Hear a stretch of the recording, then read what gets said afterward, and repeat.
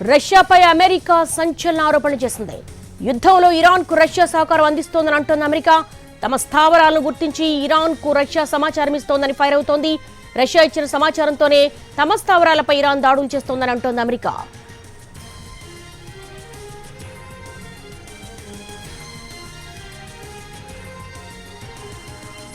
యుద్ధంలో ఇరాన్కు రష్యా సహకారం అందిస్తోందని, మా స్థావరాలను రష్యా గుర్తించి ఇరాన్కు సమాచారం ఇస్తోందని, దాంతోనే దాడులు జరుగుతున్నాయంటూ చాలా కీలకమైనటువంటి ఆరోపణలు చేస్తోంది అమెరికా.